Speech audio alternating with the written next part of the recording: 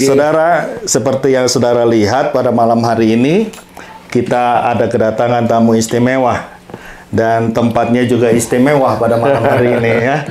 Haleluya. Ini ada tempat yang sudah disediakan dengan luar biasa. Jadi saya percaya ya ada pesan Tuhan juga yang luar biasa. Kita akan belajar bersama pada malam hari ini. Kesempatan yang seperti biasa kita lakukan sebelumnya pada setiap hari Rabu kita ada midweek Bible study ya, dan di sini pada saat ini kita seperti tadi saya bilang kedatangan tamu istimewa saudara ya, dan kita akan belajar dari hambanya ya. Ini yang saya percaya nggak kebetulan ada di tengah-tengah kita. Jadi saya bilang tadi, Pastor, boleh nggak ya berikan sedikit pengarahan, pencerahan yang lebih lagi, dan Pastor ini ya katakan siap. Jadi luar biasa, terima kasih Pastor Anton Tarigan bersama dengan kita. Salam semuanya. Ya, puji Tuhan. Pastor gimana? Puji Tuhan. Ya, puji baik. Tuhan. Ya. Dan kita sudah dikenyangkan makanan jasmani oleh Pak Hendra. Iya. Tuan rumah di tempat ini ya, luar biasa ya. Terima kasih tadi. Sebelum kita memulai ibadah, Pastor Anton ini memang banyak talentanya, saudara. Ya, dan kita tadi disuguhi oleh suatu masakan khas daripada kaban jahe, saudara, luar biasa.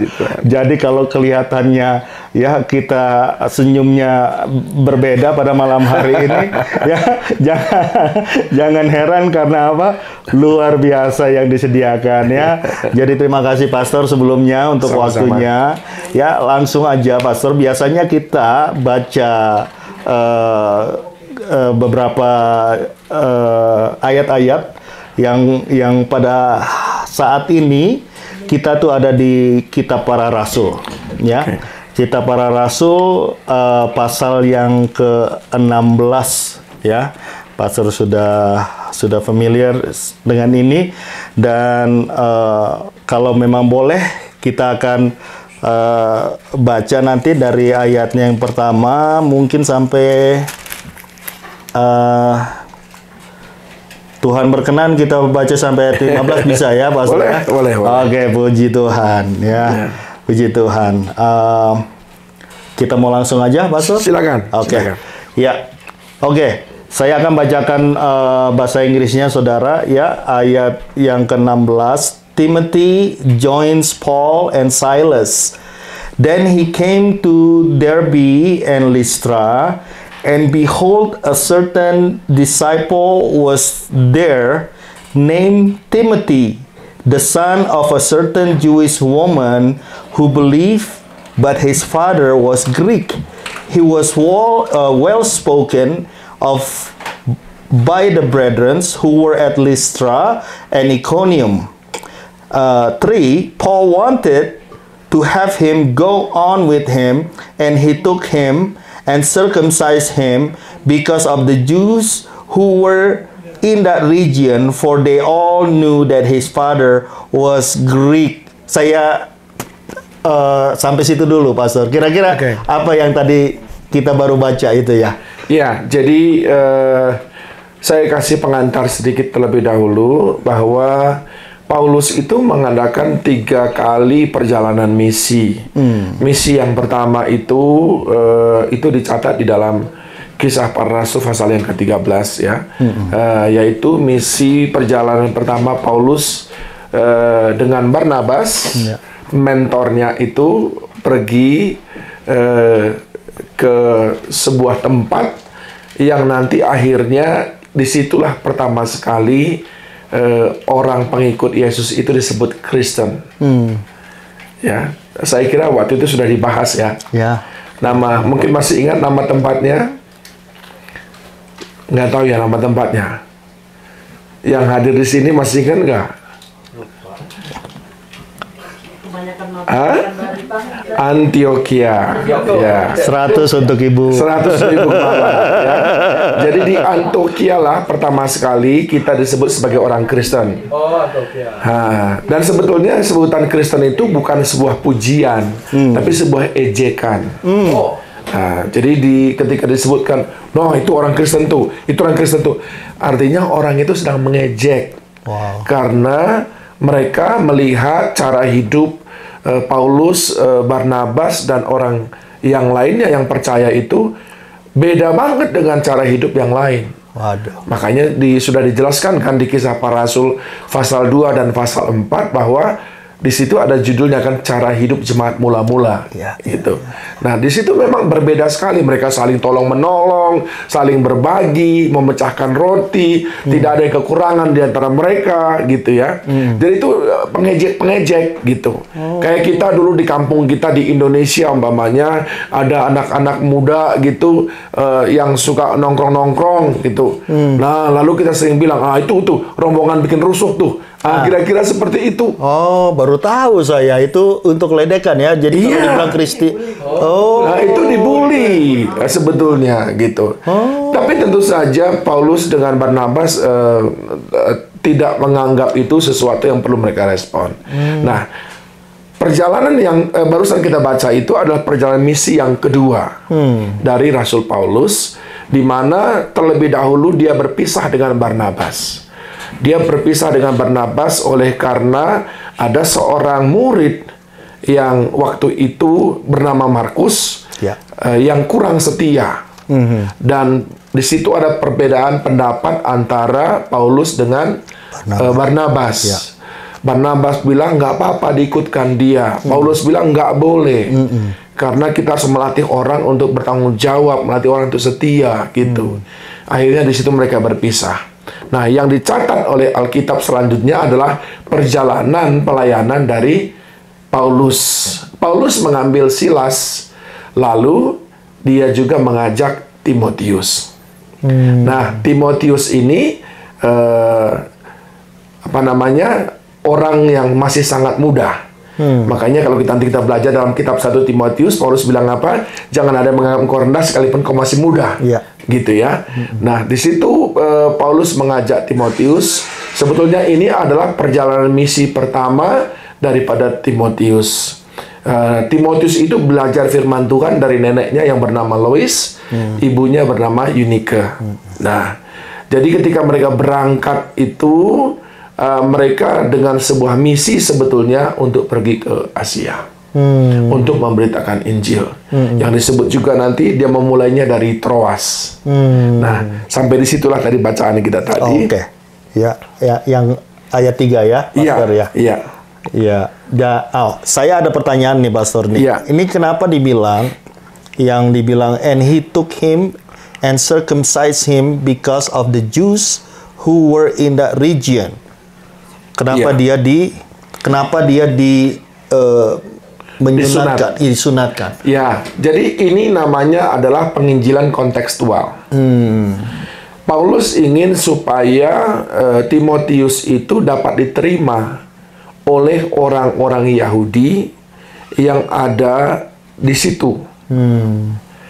Tetapi Timotius ini papanya itu orang Yunani. Yang tidak mengenal sunat. Jadi dia sebelum disunat. Nah, dalam hal ini itu Paulus itu fokusnya itu bukan soal budaya, tapi fokusnya itu adalah bagaimana supaya Injil diberitakan untuk reaching out people. Jadi sering sekali memang kita misalnya kalau kita ingin menjangkau orang bule umpamanya, ya kita nggak boleh bilang, aduh aku nggak bisa makan burger. Nggak bisa. Kalau kita mau dekat dengan orang bule, ya kita harus belajar untuk kompatibel dengan mereka. Termasuk dengan apa yang mereka suka, gitu. Kalau kita mau menjangkau misalnya teman-teman kita yang dari Chinese umpamanya yang ada di sini, nah kita perlu seseorang yang paling tidak bisa sekedar menyapa dalam bahasa Mandarin, bahasa Hokkien, Kantonis, dan lain sebagainya. Jadi sebetulnya itu yang dilakukan oleh Paulus. Paulus memastikan bahwa rombongannya itu adalah bisa diterima oleh orang-orang Yahudi. Jelas. Yang penting sesuatu hal yang nggak berhubungan dengan dosa ya, Pastor. Betul. Jadi Paulus itu bukan menentang budaya, justru dia itu mengembrace culture untuk menyampaikan firman Tuhan. Puji Tuhan. Dia sangat fokus kepada pemberitaan Injil. Ya. Oke. Lanjut ya, Pastor ya. Lanjut. Ayat yang 4 ya. And as they went through the cities, they delivered to them the decrees to keep, which were determined by the apostles and elders at Jerusalem.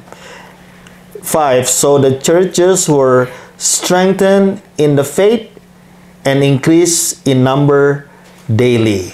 Ya. Bisa stop sampai situ dulu, Pastor? Iya. Jadi ayat ini menceritakan bahwa adanya satu komando dari markas besar penginjil para rasul yang ada di Yerusalem, di mana di sana dikomandani oleh Petrus bersama dengan Yakobus dan murid yang lain yang masih tinggal di Yerusalem. Jadi pernah suatu kali ada sidang para rasul sebelum Barnabas dengan Paulus berangkat ke Antioquia. Ada sidang di sana, itu banyak dibuat keputusan. Termasuk keputusan tentang makanan yang halal, makanan yang haram, boleh makan darah atau tidak, boleh makan memakan binatang yang sudah mati dipenggal atau tidak, dan lain seterusnya. Itu dibuat di sana keputusan itu. Nah, ini di sini disampaikan mereka itu satu komando. Ini menunjukkan penting sekali dalam gereja itu ada sebuah line of commandment yang jelas. Jangan semuanya mengatur, tapi harus ada satu komando. Itu yang ditunjukkan oleh Paulus. Dia itu submitted kepada markas besar di Yerusalem. Apa yang dikatakan markas besar, itu yang mereka sampaikan kemanapun dia menginjil. Wow. Ya. Luar biasa ya. Kalau dipikir-pikir, kalau mau membawa keegoannya dia dipakai Tuhan luar biasa. Betul. Iya. Dibanding dengan rasul yang lain, sudah jelas ya, 2/3 dari perjanjian baru ditulis oleh Paulus. Itu artinya dia dipakai oleh Tuhan dengan Roh Kudusnya. Dia memiliki kemampuan komunikasi yang luar biasa. Dia memiliki wawasan yang luar biasa, yang dapat dikatakan melebihi daripada para rasul yang lainnya. Sekalipun dia tidak pernah dimuridkan langsung oleh Yesus. Yesus sendiri. Ya. Wow. Ya, jadi tetapi di sini kita belajar bagaimana dia tetap submit ya. Betul. Kepada atasan ya, Pastor ya. Ini penting buat gereja sekarang ya. Sehingga tidak ada di antara kita karena dia sudah diangkat jadi koordinator ini, sudah diangkat jadi ini, jadi itu, lalu merasa pintar-pintar sendiri, lalu tidak lagi submitted kepada pemimpin gitu ya. Itu yang diberikan oleh Paulus di sini. Oke. Lanjut ya, Pastor ya. The Macedonian call. Now when they had gone through Phrygia and the region of Galatia, they were forbidden by the Holy Spirit to preach the word in Asia. After they had to come to Mysia, they tried to go into Bithynia, but the Spirit did not permit them. So passing by Mysia, they came down to Troas, and vision appeared to Paul in the night. A man of Macedonia stood and pleaded with him, saying, "Come over to Macedonia and help us." Boleh di stop dulu di situ ya, Pastor? Ya, ini adalah sebuah gambaran yang sangat luar biasa untuk membekali kita orang percaya. Di sini mengandung 3 makna dari 3 ayat yang dibaca tadi. Yang pertama itu adalah apa yang menurut kita baik dan sudah kita rencanakan sebelumnya belum tentu baik di mata Tuhan. Sekalipun itu adalah perbuatan baik. Saya ulangin lagi. Tidak semuanya perbuatan baik yang menurut kita baik itu baik di mata Tuhan. Kan tidak ada yang salah. Mau menginjil ke sana, menginjil kemari, nggak ada yang salah. Tapi Tuhan larang. Wow, ya. Jadi apa yang kita anggap baik Dan itu masuk kategori perbuatan baik, tapi belum tentu baik di mata Tuhan. Ini saya agak menarik juga nih, apa namanya, waktu dia di ayat yang ketujuh kan dibilang, after they had come to Myria, they tried to go into. Jadi biarpun begitu dia masih coba-coba ya, sampai akhirnya Roh Kudus berkata tidak boleh. Gitu. Nah itu poin yang keduanya, bahwa dalam melakukan pekerjaan Tuhan kita perlu dengar-dengaran akan suara Tuhan. Dalam melakukan pekerjaan Tuhan, the best way to do God's commandments is by listening to Him. Amen, amen. Karena along the way, dia bisa saja punya specific message for the specific moments. Bahwa dia pergi menginjil, yes, Tuhan sudah sudah restui. Okay? Dan bahwa dia sudah membuat perencanaan sebelumnya, yes, Tuhan juga tidak membantah sebelumnya. But along the way, Tuhan bilang, stop. This is not the perfect time for you to go there. Instead of go to that area. Nah, jadi yang pertama tadi, perbuatan baik yang menurut kita baik belum tentu baik di mata Tuhan. Nah, yang kedua itu adalah dalam melakukan apa yang Tuhan suruh, kita perlu dengar-dengaran akan Roh Kudus. Ini menggambarkan apa? Saya boleh saja, saya lulus master teologi di 3 sekolah teologi yang berbeda. 3 kali saya diwisuda di master dan diwisuda jadi doktor. Tapi itu tidak cukup, nggak cukup kalau bukan dituntun oleh Roh Kudus. Ya, kita perlu belajar, tapi kita perlu dengar-dengaran akan suara Tuhan. Amen. Dan poin yang ketiga itu adalah kedaulatan Tuhan itu mutlak. Nggak boleh kita bantah-bantah. Jadi ketika Tuhan coba alihkan jalan hidup kita, jangan coba-coba untuk melawan Dia. Ya, Tuhan sering sekali ubah sesuatu yang sudah kita prepare dengan caranya sendiri, suddenly, without any earlier notice, tapi Dia sudah lakukan terlebih dahulu. Saya jadi karena ini diingatkan dengan pengalaman Jonah ya. Betul. Ya, kita belajar dari Yunus kan. Tapi akhirnya yang membuat Yunus keluar dari perut ikan apa? Ketika dia berseru kepada Tuhan, dia bilang di dalam Yunus pasal yang pertama, kalau nggak saya salah, pasal yang kedua, ayat ke-12 kalau nggak salah, itu dia bilang, masihkah aku akan melihat lagi matahari buatan tanganmu? Ada pertobatan di sana. Di situ ada pertobatan. Yunus tidak balelo. Nah, saya sering katakan kepada jemaat yang saya gembalakan, ketika diproses Tuhan, jangan protes. Saat diproses, jangan protes. Ketika kita diproses, kita protes, maka prosesnya akan semakin lama. Lebih baik nyerah, udah langsung jalanin. Ikutin. Nyanyi aja, suka-sukamu Tuhan. Suka-sukamu Tuhan. Udah gitu aja. Karena kalau kita perhatiin ini nggak langsung gitu, Paulus tetap coba sampai akhirnya. Dan 2 kali kan. Pertama dia coba ke Misia, dia coba ke Makedonia, coba ke Bitinia, dia coba ke Galatia, dan seterusnya. Tapi itu justru orang yang berseru-serunya malah dari Makedonia kan. Saya terusin ya, Pastor ya, ayat 10. Now after he had seen the vision, immediately we sought to go to Macedonia, concluding that the Lord had called us to preach the gospel to them.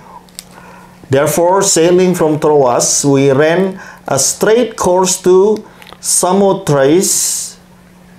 Benar nggak itu? Yes. Ya, benar ya. And the next day came to Neapolis, and from there to Philippi, which is the foremost city of that part of Macedonia, a colony, and we were staying in that city for some days. Ya. Ya, jadi beberapa ayat yang kita baca barusan itu menunjukkan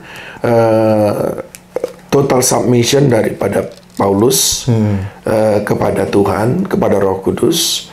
Dan yang kedua, ini juga menggambarkan bahwa ketaatan kita kepada apa yang Tuhan perintahkan itu diganjar dengan keberhasilan. Jadi submissionnya Paulus itu yang akhirnya mendatangkan keberhasilan di dalam misi pelayanan dia yang kedua ini. Submission itu ya. Bisa kita bayangkan ya, kan tadinya mereka sudah merencanakan mengunjungi beberapa tempat ini tadi, ya. Mereka sudah merencanakan untuk pergi ke Bitinia, tapi tidak diizinkan. Tentu di dalam preparationnya mereka sudah siapkan segala sesuatu yang relevan dengan lokasi-lokasi ini. Iya, udah pastilah. Kadang-kadang kita kesel loh. Iya. Ini kita udah siapin begini, udah siapin oleh-oleh untuk orang misinia, tapi nggak bisa ke sana, gimana sih? Iya. Tapi again, submission Paulus kepada Tuhan itu yang membuat akhirnya perjalanan pelayanan mereka berhasil. Silakan Pak Pastor. Okay. And on verse 13, and on the Sabbath day we went out of the city to the riverside where prayer was customarily made, and we sat down and spoke to the woman who met there. Now a certain woman named Lydia heard us.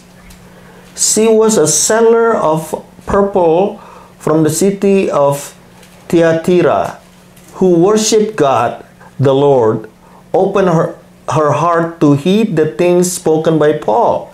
And 15, and when she and her household were baptized, she begged us, saying, if you have judged me to be faithful to the Lord, come to my house and stay. So she persuaded us.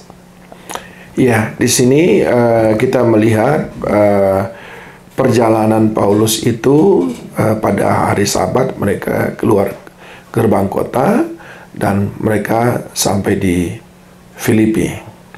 Dan di situ mereka bertemu dengan perempuan-perempuan yang ada di situ dan berkumpul di sana. Jadi kalau kita lihat di gereja sekarang, coba lihat mana lebih banyak, yang laki-laki atau perempuan di gereja sekarang? Perempuan. Dari dulu emang udah begitu. Ya, tahu nggak kenapa? Karena perempuan merasa bersalah. Oleh karena perempuan kita semuanya berdosa. Saya bercanda.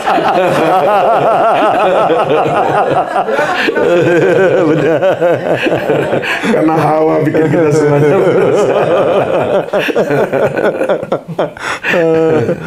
Nah, yang ingin saya sampaikan di sini adalah kehadiran seseorang yang bernama Lydia, ya.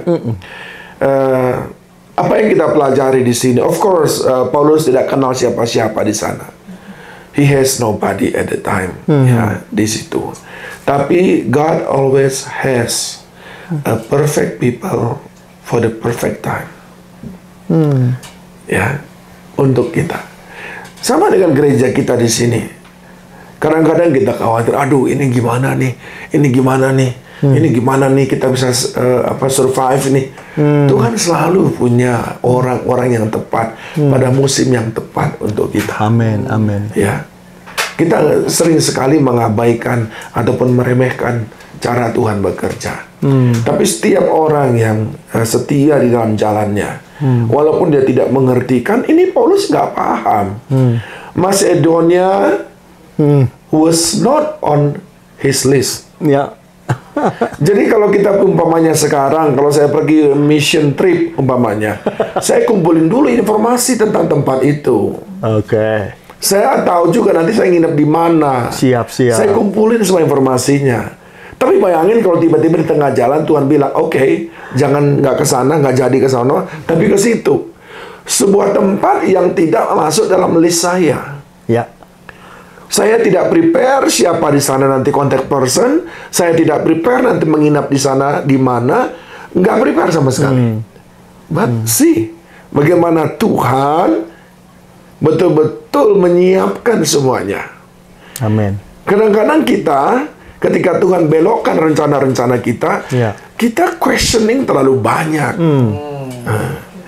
Gimana nanti Tuhan? Gimana nanti Tuhan?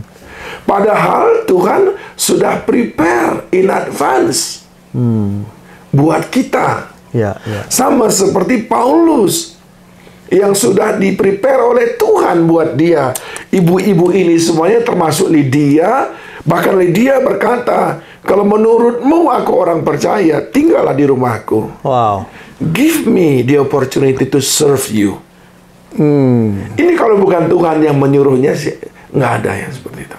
Ini yang dibilang apa, the appointed time ya, Pastor? Ini yang dibilang the appointed time, divine moments.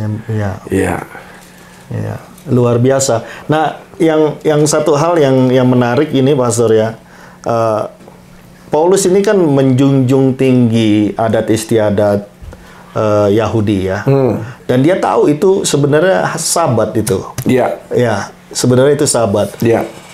Menurut saya ada satu hal yang agak menarik di sini, karena biasanya mereka ini Sabat itu mereka itu mencari sinagog, ya kan, rumah Tuhan untuk beribadah. Tetapi di sini dia keluar daripada suatu kebiasaan, ya, dan justru dia pergi ke suatu tempat yang sebenarnya itu bukan suatu tempat yang biasa dia pergi khususnya pada hari Sabat. Kira-kira ada komentar di situ nggak, Pastor? Iya, di sini dikatakan di ayat yang ke-13, pada hari Sabat kami keluar pintu gerbang kota, kami menyusur tepi sungai dan menemukan tempat sembahyang Yahudi yang, ini kata kuncinya, sudah kami duga ada di situ. Oke. Jadi justru dia sebenarnya juga udah. Jadi dia itu punya common knowledge. Oke. Kira-kira dalam melayani Tuhan kita harus menggunakan common knowledge. Oke. Supaya kita menjadi relevan dengan keadaan, dan common knowledge sering sekali membantu kita untuk mendapatkan jawaban ataupun clarity dari apa yang kita masih blur gitu. Nah, jadi di sini Paulus itu menggunakan common knowledge-nya yang sudah kami duga ada di situ. Setelah duduk kami berbicara kepada perempuan-perempuan yang ada berkumpul di situ. Luar biasa. Ya. Jadi sebetulnya dia tahu di sini yang dia cari itu sebetulnya itu adalah rumah ibadah, tempat sembahyang orang Yahudi. Oke, dia tetap dia tetap itu yang dia cari. Oke. Iya. Dan dia temukan itu di sana justru ada wanita-wanita yang Tuhan sebenarnya sudah siapkan untuk dia injili, untuk dia datangi untuk menginjili. Betul. Iya. Sama seperti Tuhan menyiapkan anak domba untuk menggantikan Ishak bagi Abraham. Iya. Sudah Tuhan siapkan. Puji Tuhan. Kita cuma perlu menjalaninya. Wow. Ya. Luar biasa. Puji Tuhan. Jadi 3 ayat lagi, Pastor, bisa ya? Mari. 3 ayat lagi. Ya. Now Paul and Silas in prison. 16. Now it happened as we went to prayer that a certain slave girl possessed with a spirit of divination met us, who brought her masters much profit by fortune telling. This girl followed Paul and us and cried out, saying, These men are the servants of the Most High God, who proclaim to us the way of salvation. 18. And this she did for many days, but Paul, greatly annoyed, turned and said to the spirit, I command you in the name of Jesus Christ to come out of her. and he came out that very hour. Ya. Jadi ini menggambarkan tentang apa yang akan kita temukan saat kita melayani, saat kita menginjil, saat kita menyampaikan kabar baik. Di sini yang paling tidak suka adalah iblis. Ya, iblis itu kerjanya itu 24 jam satu hari. 1 Petrus 5 ayat 8 berkata, sadarlah dan berjaga-jagalah, sebab lawanmu si iblis berjalan keliling seperti singa yang mengaum-aum mencari orang yang dapat ditelannya. Lawanlah dia dengan iman. Itu kata firman Tuhan. Nah, oleh sebab itu Paulus dicobai. Di sini Paulus dicobai. Dicobainya dengan apa? Ini iblis ini tidak menyerang Paulus. Iblis ini seolah-olah as one team dengan Paulus. Iblis ini bilang, hei, kamu dengar Paulus ini, dia ini adalah utusan Allah. Dia bawa kabar keselamatan. Apa yang kita pelajari di situ? Yang pertama, jangan puas percaya kepada Tuhan Yesus, karena iblis pun percaya Tuhan Yesus. Ya, jangan bangga percaya Tuhan Yesus. Iblis pun percaya Tuhan Yesus. Kita perlu betul-betul. Nah, ini yang membuat kita makanya jangan cuma jadi orang Kristen, tapi jadilah murid Kristus. Sehingga kita akhirnya bisa membedakan yang seperti ini. Yang keduanya adalah jangan cepat percaya dengan orang yang banyak berbicara Tuhan. Banyak orang berbicara tentang Tuhan, tapi tidak banyak orang berbicara dengan Tuhan. Wow. Haleluya. Gimana Pastor, ulang lagi? Banyak orang pintar berbicara tentang Tuhan. Iya.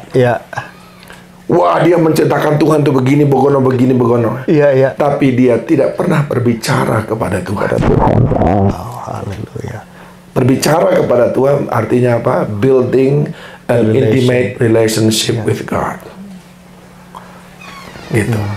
Luar biasa. Nah, inilah si perempuan ini tadi. Dia banyak bicara tentang Tuhan. Sebetulnya ini adalah tipu muslihat. Karena Paulus bilang apa? Iblis itu bapa daripada segala pendusta. Inilah wujudnya. Dia ingin mendustai semua orang. Bagaimana caranya? Dia ingin mendustai orang dengan seolah-olah mengkhotbahkan tentang juru selamat, supaya orang bisa melihat bahwa yang sudah ngerti tentang juru selamat itu ternyata bisa seperti dia standar hidupnya. Nah, ada banyak orang di lingkungan kita saat ini yang mengaku orang Kristen, yang membuat seperti sebuah patron orang Kristen itu begini aja udah bisa gitu. Sebetulnya dia bukan orang percaya, dia bahkan menyesatkan banyak orang. Kalau kita sensitif, ada banyak orang yang menyesatkan kita, bukan dari orang yang beda agama dari kita, bukan orang dari beda keyakinan dari kita, tapi justru orang-orang yang percaya, dia yang mengatakan dia percaya kepada Tuhan Yesus, tapi tidak menghidupi iman percayanya. Itulah yang membuat dunia akhirnya tidak tertarik dengan kekristenan. Karena kita tidak mencerminkan kekristenan yang sebenarnya. Wow. Itu yang dia lakukan. Luar biasa ini. Dan hal-hal yang seperti ini kira-kira masih ada nggak sampai sekarang ini? Oh, justru banyak, ya? Semakin dekat kepada akhir zaman ya begini akan semakin banyak. Makanya sudah diingatkan bahwa mereka itu kan menyamar seperti serigala yang berbulu domba. Seperti malaikat terang, kata Paulus. Padahal sebetulnya mereka adalah iblis yang sangat mengerikan. Banyak sekali yang seperti ini. Kemarin kita sudah bicara sedikit kemarin malam. Betapa banyaknya orang yang sedang memanfaatkan kekristenan untuk kepentingan diri sendiri. Ya. Jadi itu kita perlu waspadai, sehingga kita bersyukur ya Paulus memberikan kita teladan. Dia bilang apa? Ayat 18, hal itu dilakukannya beberapa hari lamanya. Tapi ketika Paulus tidak tahan lagi akan gangguan itu. Jelas. Gangguan. Itu gangguan. Ya. Ia berpaling dan berkata kepada roh itu, demi nama Yesus Kristus, aku menyuruh engkau keluar dari perempuan ini. Seketika itu juga keluarlah roh itu. Wow. Jadi yang seperti ini, kalau ada seperti di tengah jemaat, nggak boleh dibiarkan. Harus segera dituntaskan sebelum dia menyesatkan banyak orang. Oke. Puji Tuhan, luar biasa, ya, dahsyat ya malam hari ini ya. Dan kira-kira, Pastor, ini yang saya tangkap ini memang bagaimana cara Paulus di dalam pelayanan dan bagaimana cara Tuhan dan juga kuasa Roh Kudus, bagaimana Paulus mau obey bukan hanya kepada manusia ya, tadi rasul-rasul yang di Yerusalem itu, ya. Tetapi yang lebih lagi daripada itu, dia obey kepada apa yang Tuhan mau. Ya, ya kira-kira kuncinya gimana untuk kita nih sekarang nih, hari-hari ini gitu. Jadi benang merah dari bacaan kita hari ini sebetulnya itu adalah ketaatan kepada firman Tuhan. Itu menjadi kunci keberhasilan kita. Ketaatan kepada apa yang Tuhan kehendaki. Yang kedua, kita harus terbiasa dengan cara Tuhan bekerja. Kita orang Kristen sering sekali punya kehebatan di dalam menanggung penderitaan. Tapi kita sering sekali gagal dalam mengikuti rencana Tuhan. Itu dia. Kita harus terbiasa dengan cara Tuhan bekerja. Seperti Abraham terbiasa dengan cara Tuhan bekerja. Abraham dikatakan, bawa anakmu, oke Tuhan. Tikam dia, oke Tuhan. Jangan tikam, oke Tuhan. Kita harus terbiasa. Anak Tuhan harus terbiasa seperti itu. Dan yang ketiga, yang terakhir, yang kita perlu waspadai di sini, di sekeliling kita itu ada orang-orang yang Tuhan sudah sediakan. Orang yang menolong kita, yang menjadi berkat bagi kita. Tapi juga pada saat yang sama, ada iblis yang selalu tidak suka dengan komitmen kesetiaan kita terhadap Tuhan. Wah, dahsyat ya. Puji Tuhan. Puji Tuhan. Pastor, waduh, kita sudah diberkati luar biasa pada malam hari ini. Saya kepengen ini tiap Rabu begini ya, dahsyat juga ya. Nanti bisa lewat Zoom juga. Bisa mungkin. Lewat Zoom nanti. Iya, terima kasih sekali lagi Pastor. Terima kasih. Ya, Tuhan berkati. Sampai jumpa nanti hari Minggu ya. Ya, sampai kita ketemu lagi hari Minggu. Dan boleh Pastor tutup dalam doa, Pastor? Baik, mari kita berdoa. Semua yang ada mungkin untuk kita semuanya, kita berdoa. Bapa di dalam surga, hati kami berlimpah dengan ucapan syukur pada malam hari ini untuk kesempatan boleh bersama-sama belajar sebagian daripada firman-Mu. Tuhan, kami terbatas untuk memahaminya, tapi biarlah Roh Kudus terus mencerahkan hati kami. Amen. Bahkan memberikan kami gairah untuk menghidupi, melakukannya dalam kehidupan kami. Berkati terus gereja-Mu Tuhan, sehingga boleh terus menyampaikan kebenaran, sehingga umat-Mu boleh bertumbuh. Amin. Sepanjang malam hari ini pun kami serahkan tubuh jiwa roh kami dalam tangan-Mu. Ya Tuhan Yesus. Jagai sertai kami dalam istirahat kami. Yes, Lord. Dan besok saat umat-Mu bangun kembali, yes, Tuhan berikan tubuh yang segar. Yes. Dan berkat Tuhan yang selalu baru setiap hari. Amin, amin. Ini doa kami Bapa, dalam nama Tuhan Yesus Kristus kami berdoa dan bersyukur. Haleluya, amin. Amin.